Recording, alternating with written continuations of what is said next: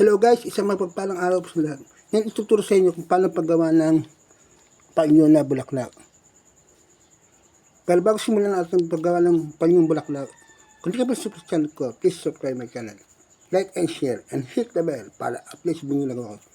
Ngayon ituturo sa inyo kung paano paggawa ng bulaklak na flower na pwede nyo sa mga estudyante, pwede nyo ipakita sa inyong mga girlfriend para matuwa sa inyo. Tara, let's go!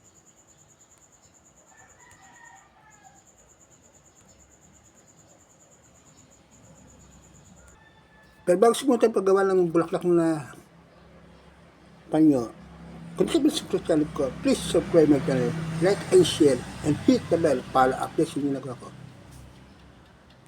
Tara, simulan na natin.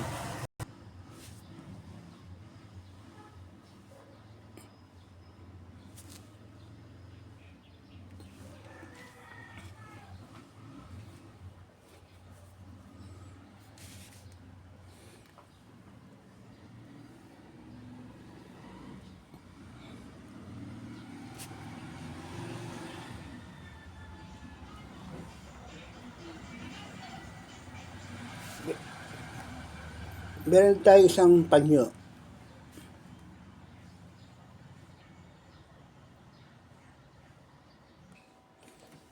So, ano nga guys, meron tayo dito isang panyo.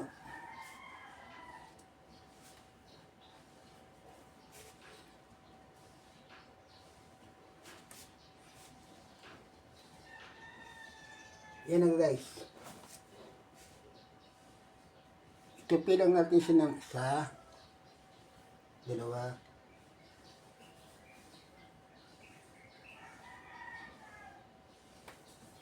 tatlo, apat. Yan guys.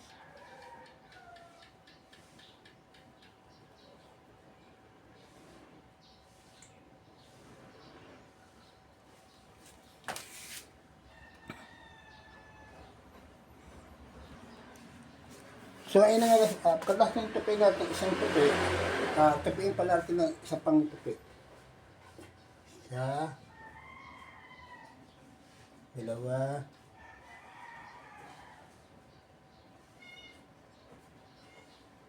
tatlo,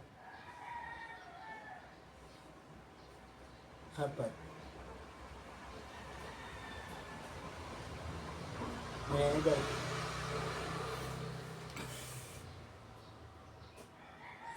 So yun nga guys, pag tinipin natin siya ng, di ba, isang tupi na apat, tapos pangalawang tupi na apat.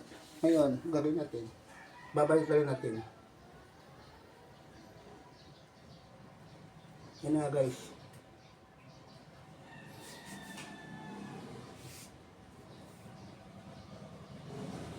Tupiin ulit natin ng isa. Bali, isa,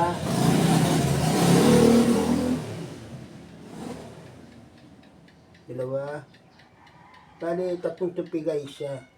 Na paulit-ulit. Yan. Tapos, hiin na natin sa gitna.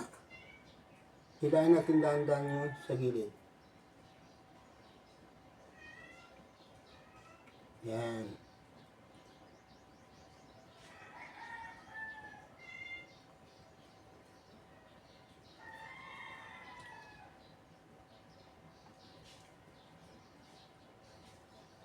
Hidiin na natin ito para hindi siya makalas.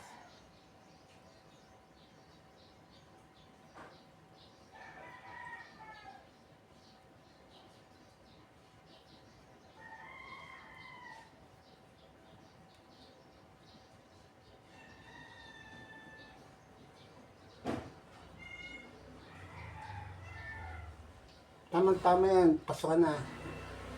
Kung may mga jowa dyan, pwede mo siyang makiligin ang inyong mga jowa sa paggawa ng bulaklak na panyo.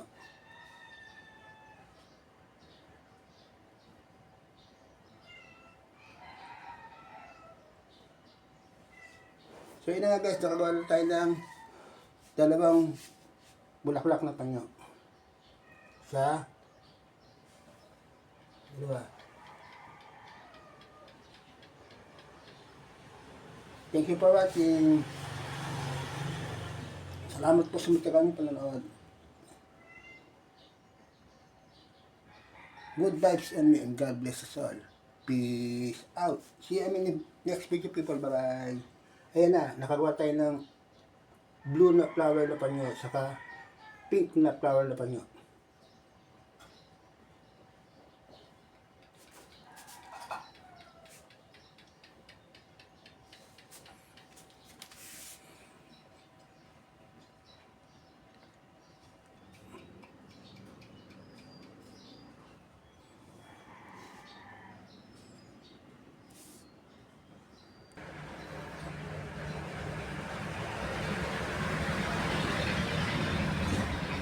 Yun no. Bye-bye. Peace out.